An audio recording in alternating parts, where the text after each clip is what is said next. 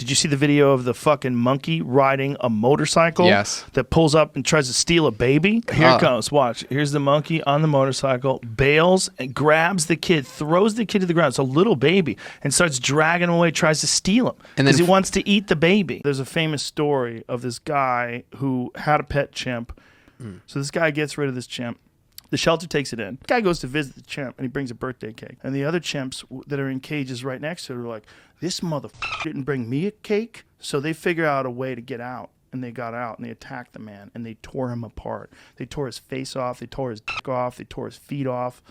They bit his fingers off. It's one of the most horrific, cruel attacks you'll ever hear of. They know now that a lot of dinosaurs had feathers. They've actually got fossils of dinosaurs with feathers. The Natural History Museum in Bozeman has a raptor that on one side of it, they had feathers on it. So it's trying to give you like an alternate perspective of what it might have looked like. It looked just like an evil bird.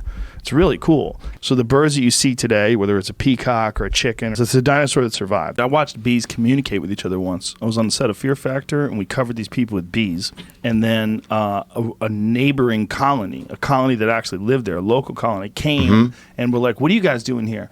And the bees all flew up in the sky together and sorted it out. The beekeeper, he's like, everybody's got to stand down. We got to back up, get out of the area. And we're like, what? He's like, yeah, they have to communicate. I thought he was joking. Let them do it, huh? Yeah, he's like, they have to talk it out. I'm like, whoa, they talk? Wow. Like, what are they going to say? We had a population of jaguars in the United States of America up until the 1800s. More in the southern plains. Jaguar recovery in North America as a collaborative effort between us, Mexico, whoever else is rolled into this jaguar recovery plan. Jaguar recovery in North America would mean recovering them across core habitat. So then you got to argue over what is the line. What's core habitat for jaguars? Some people will argue core habitat is not Arizona. People would argue that Arizona was absolutely core habitat. And if we're going to restore jaguars in core habitat, we're going to be restoring jaguars in some portion of the lower 48. During World War II, when the Japanese were holding Ramri Island in Burma, Myanmar, the Allies came in and started making the Japanese retreat. In the course of like 2 days, 1,000 Japanese soldiers were eaten by crocodiles, by saltwater crocodiles. What? Yeah, so they were retreating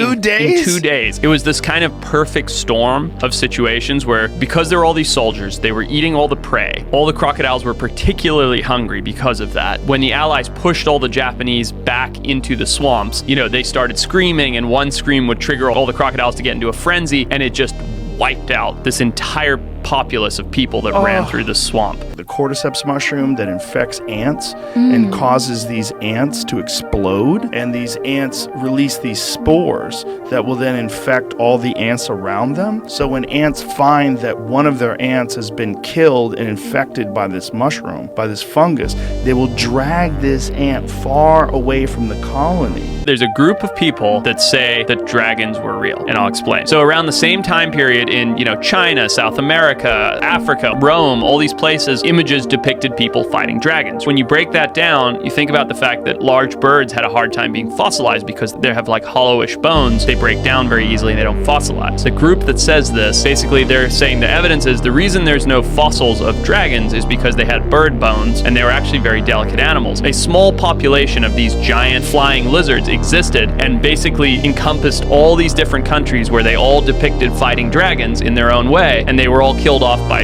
knights or whatever it is, and then didn't fossilize. So they had a camera deep under this oil rig, and they spotted this thing with these insane long appendages. Look at this. Oh, whoa. Yeah, that's different. It's not what I thought you were talking about. Look at the fucking length. What'd you call those things? Tentacles? Legs? Tentacles, legs.